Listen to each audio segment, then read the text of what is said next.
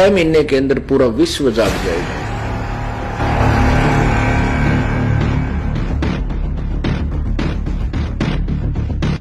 ये दास जो सत्संग कर रहा है, यदि जिस दिन किसी पुण्यात्मा के भाग उदय होंगे किसी चैनल वाले के, और इस ज्ञान को हिम्मत से करके चला देगा, 6 महीने के अंदर पूरा विश्व जाग जाएगा। और जितने ये नकली संत बने फिर दुनिया को श्रद्धालुओं को भ्रमित किए हुए हैं, इनके जीवन के साथ ये खिलवाड़ कर रहे हैं, धोखा कर रहे हैं, बर्बाद कर रहे हैं, इनको कहीं छुपने को स्थान नहीं मिलेगा। वर्तमान में ऐसे अब तो किया जा सकता है, लेकिन उस समय न कोई ऐसा जो है प्रचार प्रसार का साधन था। परमात्मा एक एक दिन में हजार हजार जगह प्रकट हुए और वहां जा जाकर लीला प्रकट की, दुखियों को का दुख दूर किया और निर्धनों को धन दिया, रोगी का रोग कष्ट किया, निसंतान को संतान दी। इस प्रकार वो प्यारी आत्मा परमात्मा से जुड़ी, उनको मंत्र दिया, केवल प्रथम मंत्र। ये 5 नाम जिसमें होते हैं, ये 7 भी नहीं दिए प्रभु ने।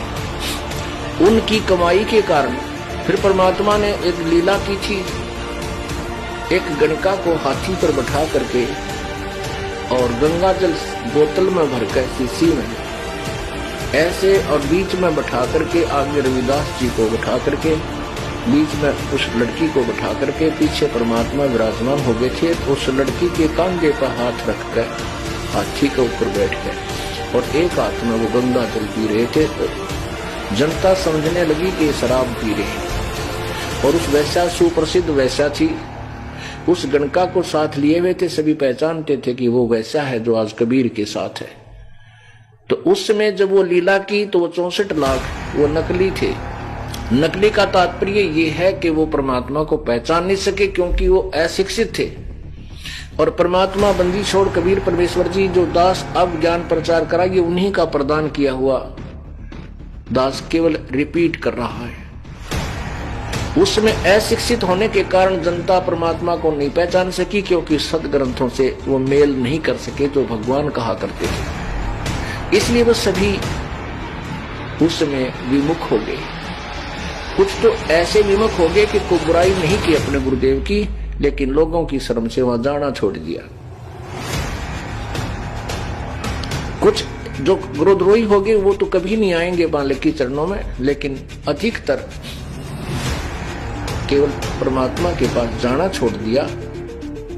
और लोग बहकाने लगे कि वो भगवान थोड़ा ही हो सकता है, तो उनको ये भी जज की वे गुरु जी ने कमाल कर दिया और गलती तो बनेगी दिया, लेकिन वो गुरुद्रोही नहीं हुए। तो वो 64 लाख जो है अब उस परमात्मा की समर्थ उस समय जो भक्ति दी, उन्होंने कोई 2 वर्ष की, किसी ने 10 वर्ष की, किसी ने 15 वर्ष की, किसी ने 20 वर्ष की, तो उसके कारण अब उन्हीं के मनुष्य जन्म होते हुए आ रहे। उस भक्ति में इतनी शक्ति थी दाता ने जो आपसे करवा दी, जैसे आपको प्रथम मंत्र दिया जाता है। इसके कारण भी आपके हो सकता है 10-20 मनुष्य जन्म के जन्म हो सकते हैं।